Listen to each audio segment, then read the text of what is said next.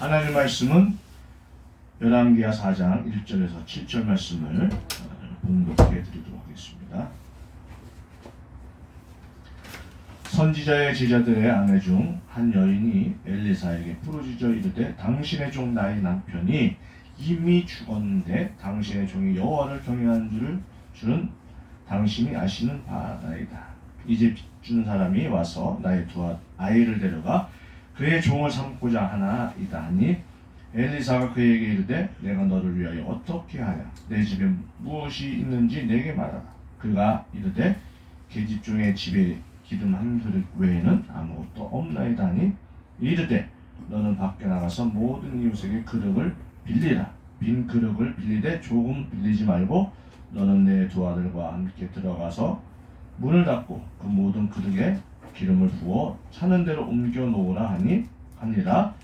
여인이 물러가서 그의 두 아들과 함께 문을 닫은 후에 그들은 그릇을 그에게로 가져가고 그는 부었더니 그릇이 다 찬지라. 여인이 아들에게 이르되 또 그릇을 내게로 가져오라 하니 이 아들이 이르되 다른 그릇이 없나이다 하니 기름이 곧 그쳐더라.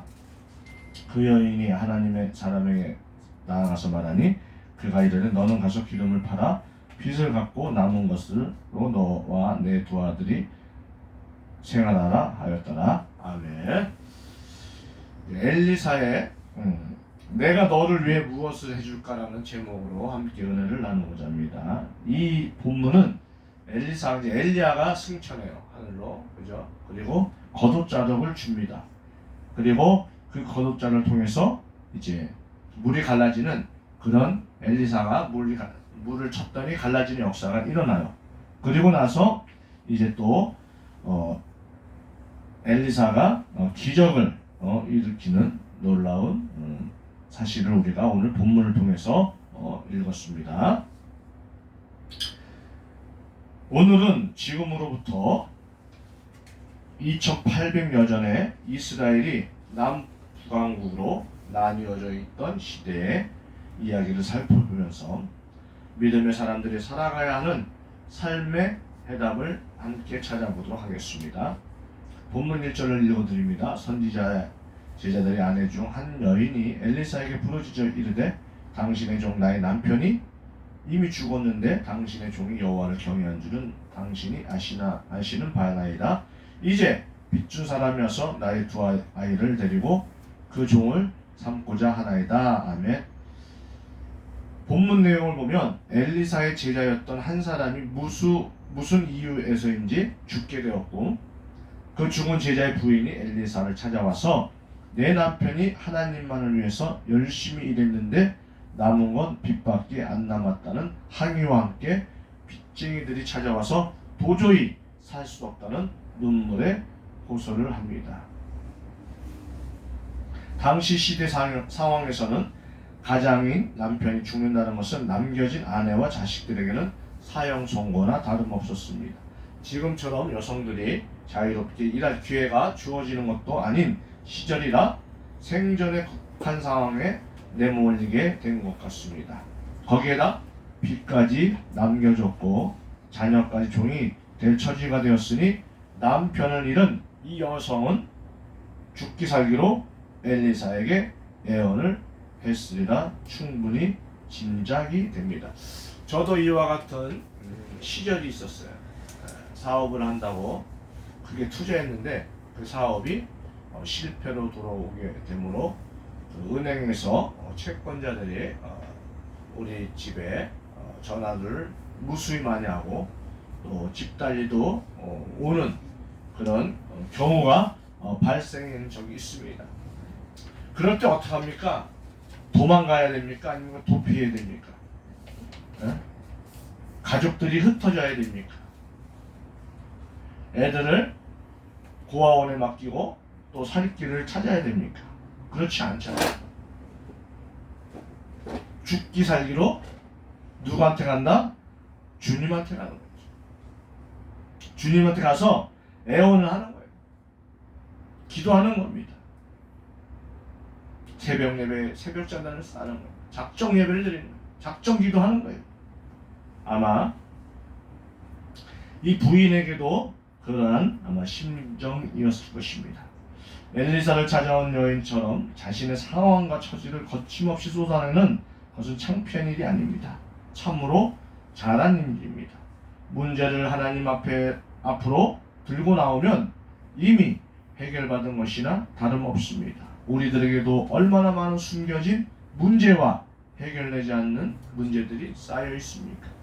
아무도 해결되어 가는 것보다 다시 생기고 더 커지는 문제들이 훨씬 더 많은 것이 우리의 고단한 삶의 실태입니다. 이 많은 문제들 다 가지고 살면 화병이 나서 도저히 살 수 없습니다. 우리는 모든 문제에 해답되시는 하나님 알고 있습니다. 무엇이든지 호소하라고 가르쳐준 기도의 방법도 다 배웠습니다.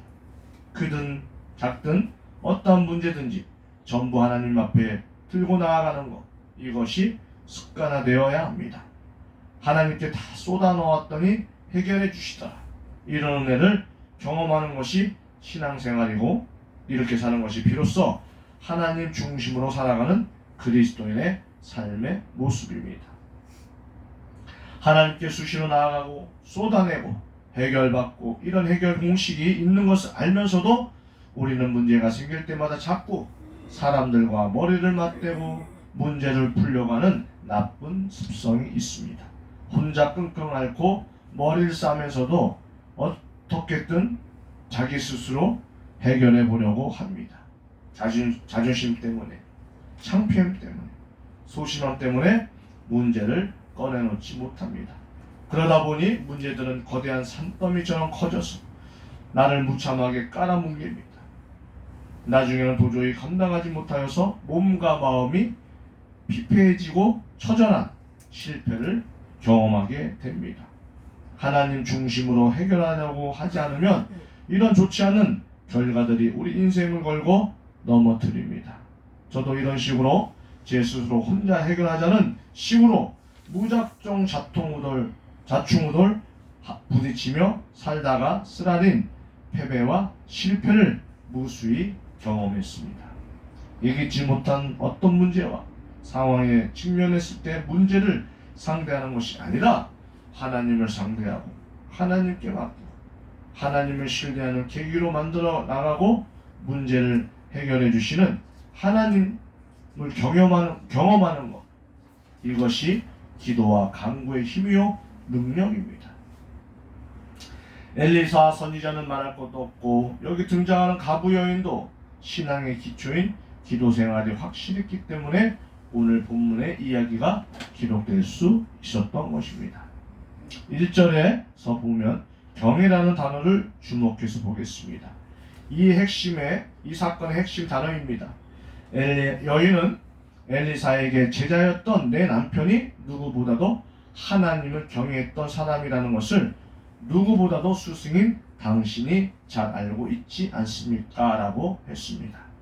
문자가 아닌 입체적인 상황으로 상상해보면 이 장면은 절규 그 자체입니다.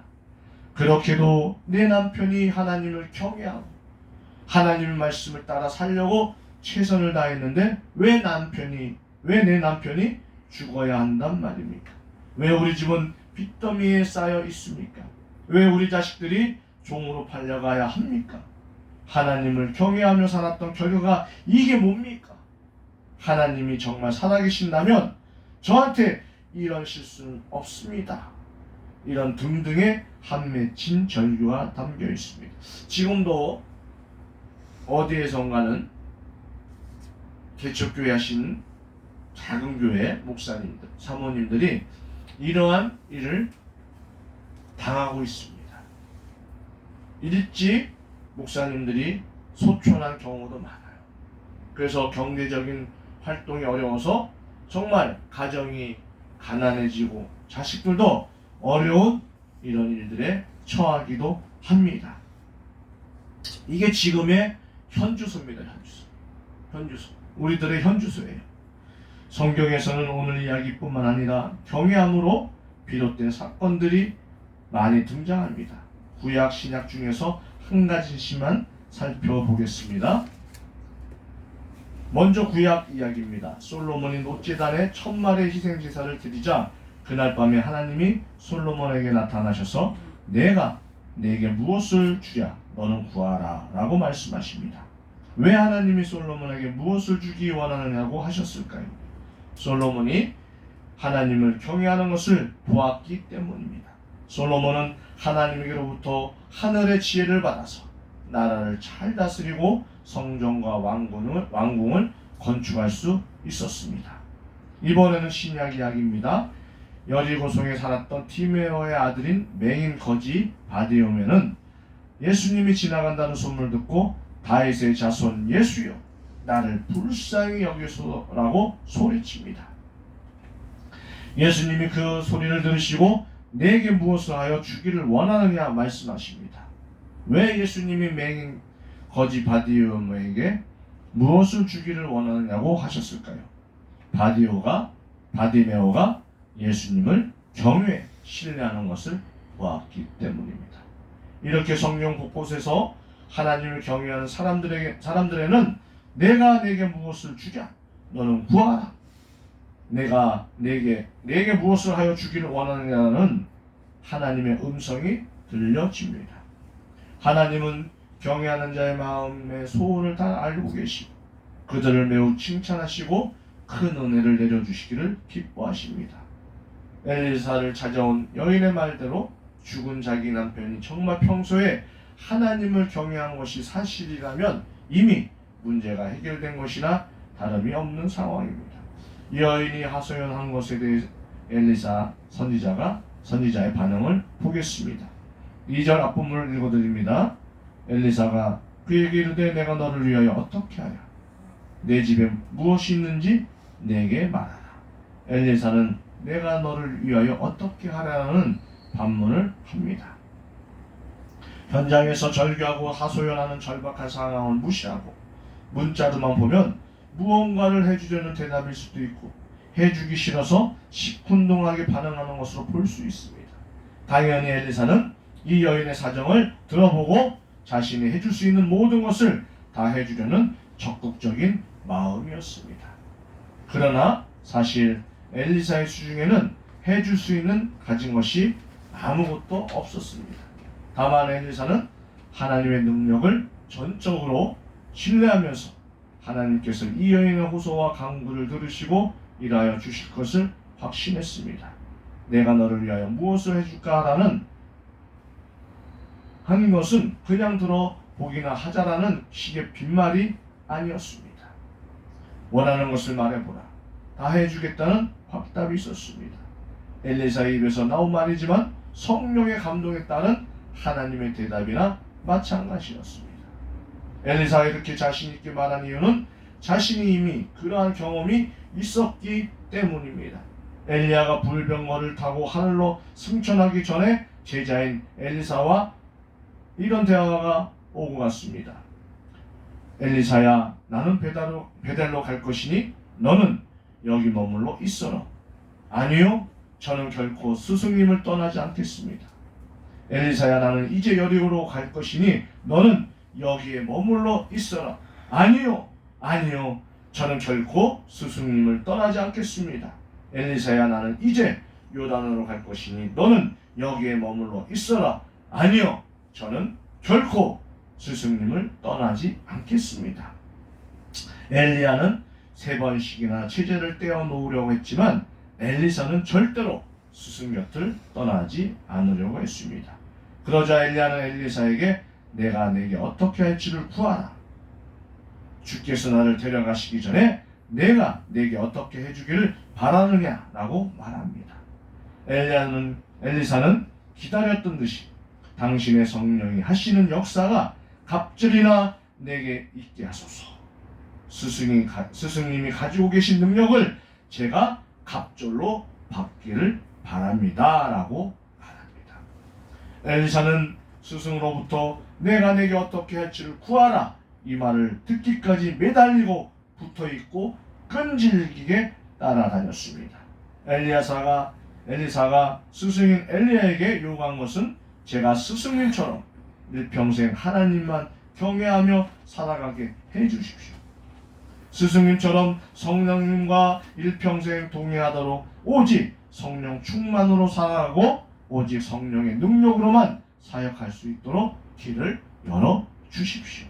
이것 제대로 해주시지 않는다면 스승님 제대로 하늘로 못 올라갈 겁니다. 죽기 살 길로 매달렸습니다. 엘리사의 간절함은 결국 내가 네게 어떻게 할지를 구하라는 대답을 얻어냄으로 완전하게 이루어졌습니다. 이런 과정을 통해 엘리사도 하나님만 경외하는 사람으로 거듭난 경험이 있었기 때문에 지금 이 여인이 호소하는 그 심정을 너무나도 공감할 수 있었던 겁니다. 하나님을 경외하는 마음으로 간절한 간구와 기도를 드리는 사람에게는 반드시 하늘의 능력, 성령 충만의 능력이 임하게 되는 역사가 일어납니다. 여러분도 엘리사처럼 여인처럼 따라하시면 됩니다. 하나님은 우리가 땀 흘리고 수고하며 살아가는 삶의 순간들을 한시도 떠나지 않고 세밀하게 지켜보고 계십니다. 하나님은 우리 형편과 처지를 감찰하시고 우리의 입술의 고백을 통해 알려지는 삶의 공평한 현실을 결코 외면하지 않으십니다.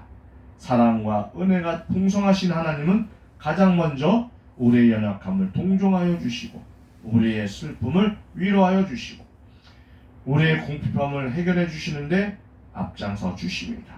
하나님은 무엇보다도 나에게 관심이 제일 많다는 것을 아셔야 합니다. 부르짖었더니 호소했더니 당당하게 요구했더니 내가 너를 위해 무엇을 해줄까? 이 한마디가 하늘로부터 들려진다면 모든 상황, 모든 문제는 즉시 해결받는 해피엔딩이 될 것입니다.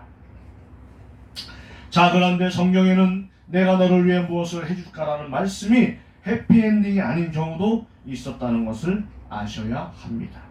세베대의 아들인 야고보와 요한이 예수님에게 선생님이여 무엇이든지 우리가 구한 바를 우리에게 하여 주시기를 원한나이다 라고 요구합니다. 마가복음 10장 35절 보면 예수님은 너희에게 무엇을 하여 주기를 원하느냐라고 대답하십니다. 경외하지 않는 마음이 아니라 욕심을 가지고 아뢰는 요구에 대해서도 똑같이 너희에게 무엇을 하여 주기를 원하느냐라고 물으십니다. 하지만 이것은 응답의 말씀이 아니라 강한 경고와 권면의 말씀이라는 것을 우리는 잘 알고 있습니다.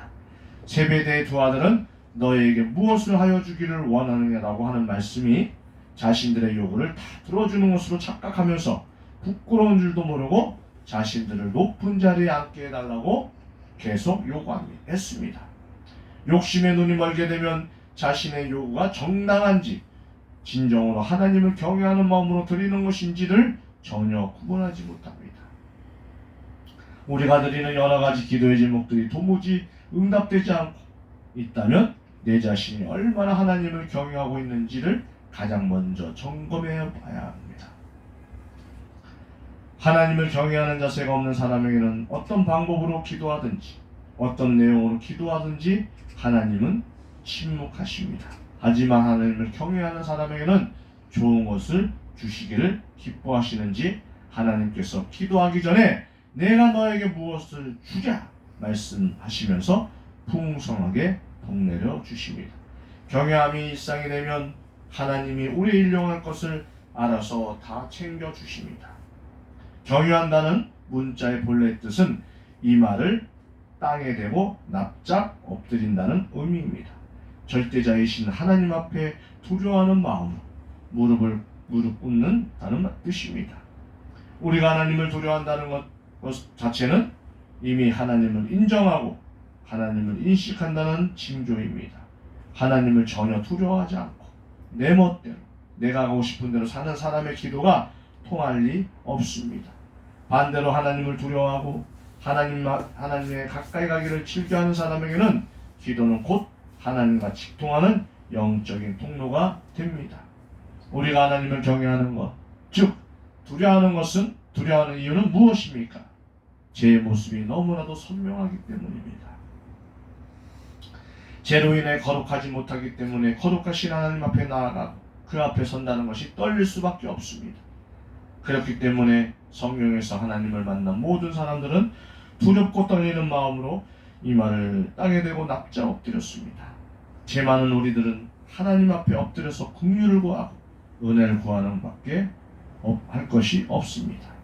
끊임없이 회개하며 하나님 앞에 엎드리는 것, 이것이 하나님을 경외하는 사람의 가장 기초적이고 가장 근본적인 삶의 모습입니다. 엘리야 엘리사가 그리고 엘리사의 제자는 이런 삶을 살았기 때문에 하나님 앞에서 투정도 부려보고 때도 써보고 큰소리치면서 당당하게 요구하기도 했습니다. 하나님을 경외하는 삶이 선행되었기 때문에 이렇게 당당할 수 있었습니다. 우리도 신앙생활하면서 이 정도까지 한번 해봐야 하지 않겠습니까?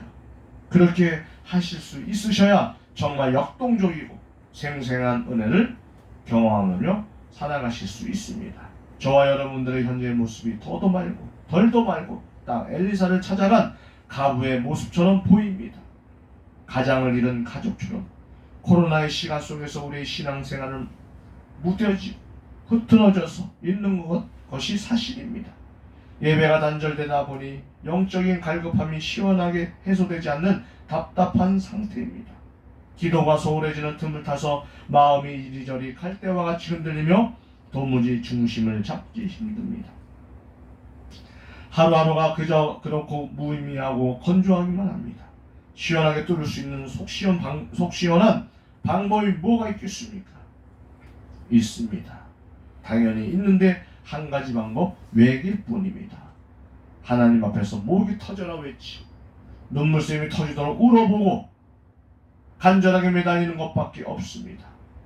그런데 이렇게 하는 것이 가장 최선의 방법이고 가장 빠른 길입니다. 꽉 막혔던 과부의 인생이 내가 너를 위해 무엇을 해줄까? 엘리사의 대답 한마디로 속 시원하게 뻥 뚫리는 회복의 역사가 일어났습니다. 엘리사는 내가 너를 위해 무엇을 해줄까라고 말한 후에 내 집이 무엇이 있는지 내게 말하라고 다시 묻습니다. 당신의 집 형편이 좀 어떻습니까? 먹을 거리가 좀 남아있기는 합니까? 이런 식으로 물어본 겁니다. 엘리사는 곧바로 가부의 실제적인 어려움을 도와주고자 팔을 걷고 나섭니다. 엘리사의 모습은 우리에게 좋은 것을 주시고자 밤낮 없이 열심히 내시는 하나님께서 열심히 득심인 그 모습을 그대로 보여줍니다. 2절 하반부에 이어지는 해피엔딩의 본문 내용을 보면 은혜가 넘칩니다.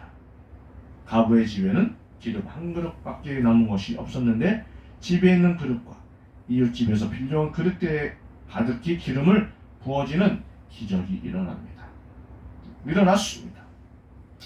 엘리사는 가부에게 말하기를 그 기름을 팔아 빚을 갚고 남은 것으로 두 아들과 함께 생활하라고 말합니다.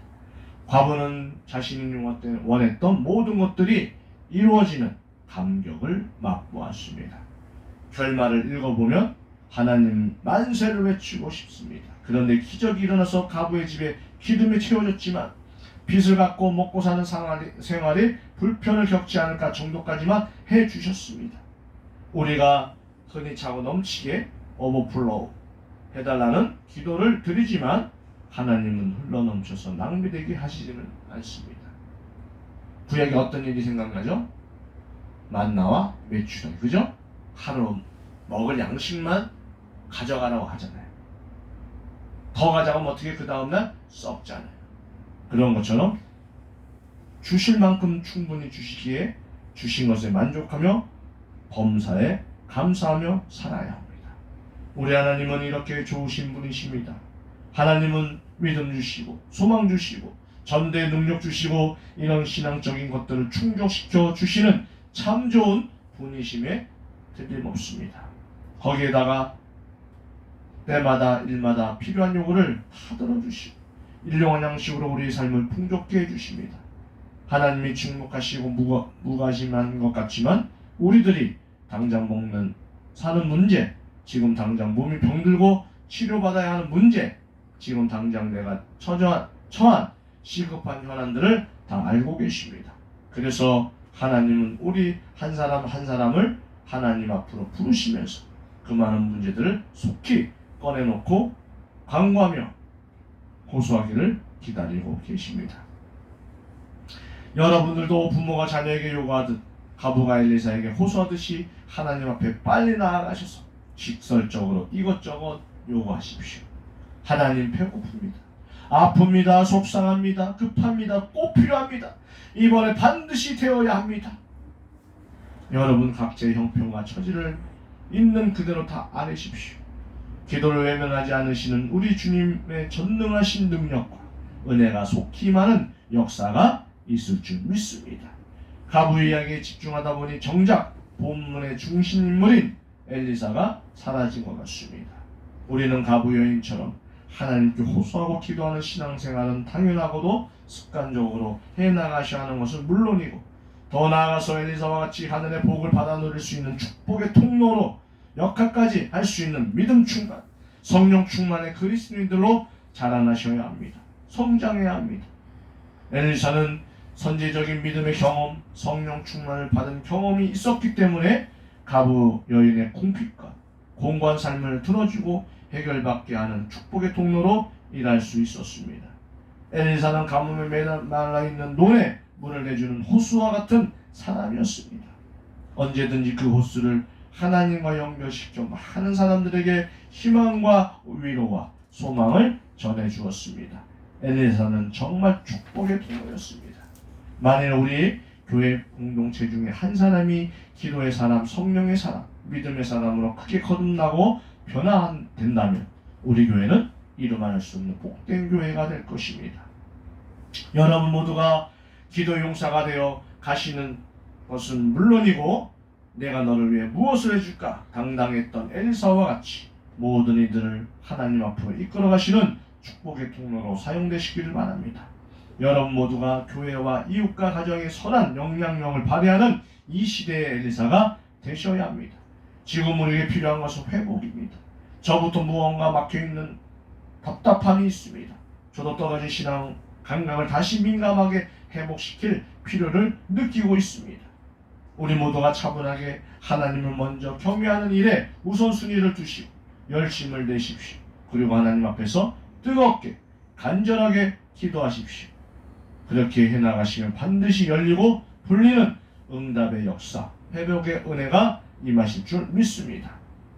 젊은 교회 모든 성도들이 부활하신 우리 주님의 능력을 힘입어서 하나님을 두려워하는 경외함을 회복하시고 하나님께 나가는 기도가 회복되시고, 내가 너를 위해 무엇을 해줄까 은혜의 응답을 들으셔서 하늘의 복을 풍성하게 누리며 하나님께만 영광 돌리며 살아가는 믿음의 행함과 주인공들이 되시기를 주님의 이름으로 축원합니다. 기도하겠습니다.